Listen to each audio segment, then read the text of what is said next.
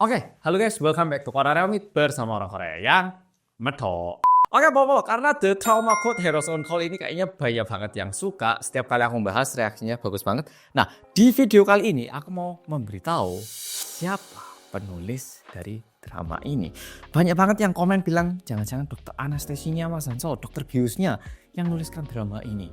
Oke, pertama-tama langsung tak beritahu dulu siapa penulis drama ini. Penulis drama ini bernama Lee Nak-jun dan dia memiliki panggilan Hansan Iga. Jadi dia nama aslinya Lee Nak-jun, tapi sebagai penulis webtoon dia ini dikenal sebagai orang Hansan Iga. Jadi ini nickname-nya, ini nama aslinya. Dan seperti yang bisa kita bayangkan, Lee Nak-jun ini benar dia adalah seorang dokter, makanya dramanya ini sangat detail dan juga menarik. Sebenarnya di luar dokter, dia memiliki dua pekerjaan lain, yaitu sebagai YouTuber dan juga sebagai penulis webtoon. Jadi dulunya dia memiliki 3 pekerjaan, tapi karena pendapatan dari webtoon itu lebih tinggi, saat ini udah tidak menjadi dokter lagi. Jadi dokternya sebatas hobi, nambah uang saku saja. Nah, cuman gitu. Tapi nuliskan webtoon dan juga bikin ini sebagai drama itu menjadi pekerjaan utamanya. Dan jujur dia itu nggak cuma punya 1 webtoon, punya 4 webtoon. Jadi, wah ini orang rodok monster sih menurutku. Belajar yo rajin, nulis drama yo iso serajin ini. Dan aku yakin banyak yang pengen tahu jurusannya apa. Dia bidangnya apa? Bidangnya THT. Agak berbeda dengan yang kita bayangkan. Tapi ya ngambilnya THT dan saat ini tidak aktif sebagai seorang dokter. Jadi masih bisa praktek sebagai dokter, tapi dia memiliki pendapatan yang lebih tinggi dari dokter. Jadi gak usah dokter. Dia. Nah, sekarang aku mau menjawab beberapa pertanyaan yang kemarin dituliskan di YouTube. Langsung tak jawab satu demi satu ya. Pertanyaan pertama, Mas Hanso, apa iya dokter asli di Korea itu beneran kayak yang di drama-drama pada niat pinter terus sering lari-lari tercepot-cepot gitu? Dari rumah sakit yang pernah tak kunjungi di Korea, gak beda jauh sama dokter di Indonesia sih. Apakah lebih pintar? Ini juga aku nggak tahu. Aku kan ya nggak ngerti apakah dokter Indonesia pinter. Ini nggak tahu ya toh. Kalau dokter ketemu dokter, mereka mungkin bisa saling menilai. Tapi aku sebagai orang biasa kurang tahu kayaknya mirip kalau dari aku. Oke, pertanyaan kedua. Kalau contohnya helikopter yang bahaya mendarat darurat di lapangan sekolah, karena di video sebelumnya aku ada nyebutkan tentang ini. Kenapa enggak anak-anaknya coba diungsikan dulu di dalam kelas, terus dilarang buat keluar selama masih ada helikopter itu. Jadi nanti para medis kan langsung telepon dan minta pihak sekolah buat menangani. Memang kalau disampaikan kayak gini kesannya mudah. Tapi nggak semua pihak itu mau menerima. Pihak sekolah kan punya hak bilang, oh nggak bisa sekarang parkiran penuh ada mobil. Atau mereka bilang nggak mau, ini mengganggu proses pembelajaran. Apalagi UN di Korea, Sunung di Korea lagi mendatang. Bilang kayak gitu gimana?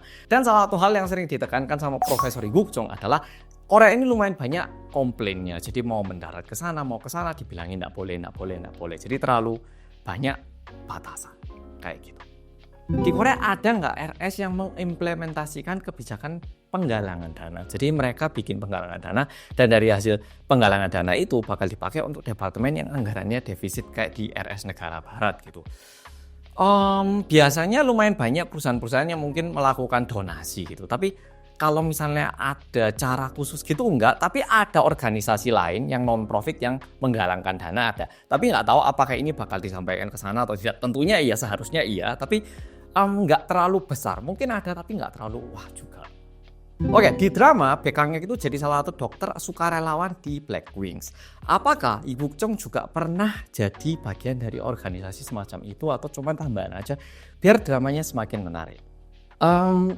Beliau dokter yang sangat baik, tapi nggak yang keren yang di Black Wings bawa tembak yang juga memiliki kemampuan untuk membunuh seseorang. Nggak kayak gitu. Yang ini agak di drama dibuat lebih drama biar lebih menarik. Jadi kayak ditambahin MSG dikit biar menarik. Lee Guk-jong aslinya nggak gitu. Meskipun orangnya kelihatan kayak sangat macho dan kuat, tapi nggak kayak gitu. Pertanyaan berikutnya, bener nggak kalau apa yang jadi inti dari drama ini kayak sulitnya birokrasi dan anggaran dari pemerintah beserta sedikitnya gaji dokter selain buat dokter kecantikan jadi salah satu alasan terbesar banyak dokter residen di Korea yang mengundurkan diri. Jadi aku nggak ngerti yang dimaksud dengan gaji kecil para dokter ini berapa, karena Aku nggak ngerti gaji dokter itu berapa. Namun mayoritas dokter-dokter di Korea itu sebenarnya lumayan kaya. Cuman kan yang dimaksud berkecukupan ini kan tergantung ya toh. Kalau dokter mungkin 100 juta ada yang bilang banyak, ada juga yang bilang dikit. Tapi kalau kerja kantoran 100 juta mungkin juga ada yang bilang dikit, tapi mayoritas bakal bilang banyak. Nah, untuk ini agak susah jawabnya. Aku kurang bisa mewakilkan dokter karena aku bukan dokter. Yang ini jujur aku nggak berani ngomong karena aku bukan dokter. Iya. Tapi yang pasti kalau menjadi dokter kecantikan ataupun oplas pasti lebih kaya. Kalau ini pasti. Yang ini Isa tak jamin. Tapi kalau nggak laris, ya kurang juga sih. Ya. Apalagi sekarang ini kalau yang di dalam negeri kayak tamu-tamu orang Korea karena terlalu banyak aplikasi yang bisa membandingkan harga laser kulit di sini ataupun operasi mata di tempat ABC. Sekarang ini kalau tamu-tamu lokal yang datang itu harganya udah terlalu murah. Cuman tamu-tamu dari luar negeri yang katanya lumayan didongkrak harganya. Kalau ini ya jujur. Kalau ini jujur aku bisa bilang. Pertanyaan berikutnya, emangnya perusahaan tempat buruh atau pekerja kasar itu nggak menyediakan asuransi kesehatan atau kecelakaan untuk tenaga kerjanya? Atau itu udah termasuk ke 80% biaya yang dibebankan ke negara? Oke, jadi di video sebelumnya aku udah bilang kalau di Korea medis, pokoknya kita ke rumah sakit siapa aja, asalkan kamu legal tinggal di sini dan juga warga negara Korea, pasti mendapatkan bantuan biaya medis dari pemerintah 80% dan 20% yang perlu dibayarkan. Tapi sama kayak di drama, orang-orang yang biasanya dibawa ke pusat trauma code ini adalah orang-orang yang mengalami cedera luar, entah itu sendi ataupun tulang yang lumayan parah dan juga perlu dipindahkan ke rumah sakit dalam waktu yang singkat, entah naik helikopter atau naik mobil ngebut atau gimana ya toh. Nah, memang betul kalau misalnya ini kecelakaannya terjadi di saat bekerja, yang nanggung itu sebenarnya perusahaan, tapi nanggungnya itu gede banget. Ya sama kayak preminya itu naik banget gitu. Jadi biasanya pekerjaan-pekerjaan yang kayak gini dikasih ke vendor lain. Jadi misalnya ada perusahaan A, perusahaan besar. Mereka butuh pekerja. Daripada memperkerjakan langsung, nanti kalau ada cedera mereka yang harus nanggung preminya dan juga image-nya rusak, mereka pakai vendor. Nah, vendornya yang memperkerjakan. Tapi vendor kan nggak sebesar perusahaan aslinya ya toh. Jadi biasanya mereka pun mengakali kayak kontrak kerjanya ataupun cara kerjanya, sistem kerjanya dibuat sebagaimana juga gimana caranya biar tidak merugikan perusahaan. Jadi adanya ada, cuman sebisa mungkin jangan sampai kepake gitu, jangan sampai perusahaannya rugi gitu. Udah gitu, kalau misalnya cederanya ini diakibatkan perusahaan dan cederanya ini lumayan permanen dan harus berobat selama 40 tahun atau bahkan hingga orangnya meninggal, berarti perusahaannya harus nanggung selama-lamanya. Makanya perusahaan berusaha menghindari beban-beban kayak gini. Ya tentunya nggak benar, tapi namanya perusahaan kan nyari duit.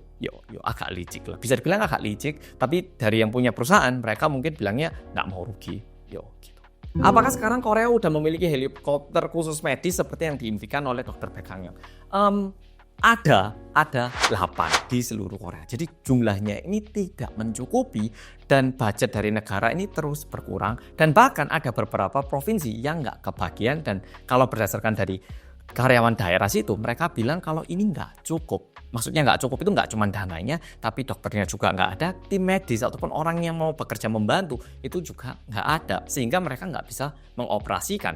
Dan setiap kali helikopter ini terbang, rata-rata katanya biaya yang dikeluarkan itu mencapai 17,77 juta Korea won, yaitu sekitar 200 juta rupiah rata-rata. Berarti kadang ada yang 1M, ada yang 50 juta, macam-macam kayak gini, tapi sekali terbang rata-rata segitu. Ya, misalnya ke rumah sakit A terus bisa ditangani, misalnya ke rumah sakit A nggak bisa terus diangkat lagi pindah ke B, pindah lagi ke C, gimana? Ya, jadi biayanya super mahal. Sehingga per tahunnya ini memakan biaya sekitar 3 hingga 400 juta Korea won, sekitar 4 sampai 5 miliar rupiah. Oke, pertanyaan berikutnya. Ada yang bilang sebenarnya pakai jam tangan itu penting buat dokter supaya bisa tahu waktu dengan cepat tanpa harus lihat HP. Ada juga yang bilang kalau Baek Hang-yeong gak pakai jam tangan karena masalah higienis. Nah, soalnya kalau pakai jam tangan itu sama kayak ngelanggar protokol hygiene di rumah sakit. Ibu Chong itu ada di sektor mana? Oke, di video sebelumnya aku sempat bilang kalau kita lihat baik-baik di dramanya itu dokter-dokter lainnya yang bukan Selain dokter Baek Kang-hyuk, semuanya itu pakai jam mahal. Terkesan mahal, aku nggak tahu itu benar mahal atau enggak. Tapi terlihat menggunakan jam mahal. Aku bilang kayak gini, dan ada yang komen kayak gini. Untuk ini, aku cuma sebatas bilang bagian dari dramanya yang menunjukkan kalau Baek Kang-hyuk dia itu waktu di rumah sakit fokus gitu loh. Nah, aku cuma sebatas mau bilang ini. Tapi ini sehingga pertanyaannya ini nggak terlalu valid karena ini cuma sebatas observasiku waktu nonton drama. Tapi yang pasti tentunya Baek Kang-hyuk ini ada di posisi yang sangat menjaga kebersihan lah, yo pastinya. Oke, apa benar banyak teenage yang ngesaltiin drama ini? Boleh tolong jelasin respon. Sekitarku nggak ada ya. Kalau misalnya ada, mungkin ada 1-2 orang yang membicarakan. Tapi secara keseluruhan enggak. Sungguh, aku nggak tahu kenapa di Korea ini kalau misalnya ada 1 orang teenage mungkin nuliskan 1 komen negatif, ini jadi ruame banget kesannya. Kayak di Indonesia, teenage memberi salty comment, hate comment gitu. Enggak sih, aku nggak terlalu melihat. Ya. Ini lebih mirip kayak katanya ketika Coach Sinteyong dipecat langsung semua orang Indonesia seneng ya. Nah sama kayak gini, jadi agak susah. Oke, yang ini pertanyaannya kurang valid. Pertanyaan terakhir Mas, di video kemarin 1 kali terbang helikopter medis di Korea itu berapa? Ya seperti yang udah aku sampaikan, rata-rata 1 kali terbang itu memakan biaya 17,77 juta Korea won, sekitar 200 juta rupiah. Oke, jadi videonya sampai di sini. Semoga Polo-Polo jadi agak terbantu. Ya, kalau misalnya masih ada pertanyaan lain, mohon tuliskan di bawah. Tapi yang agak ngagetkan ini, wong jeneng Inakjun ini gawan den yo. Dokter nulis webtoon, saking sugih kagak dari dokter. Kayak aku kok ya nganu nih. Izin kerja nih ya. Ya tapi aku gak iso, Pak. Lah aku sing kerja ya kabeh dikirim nang Trauma Code.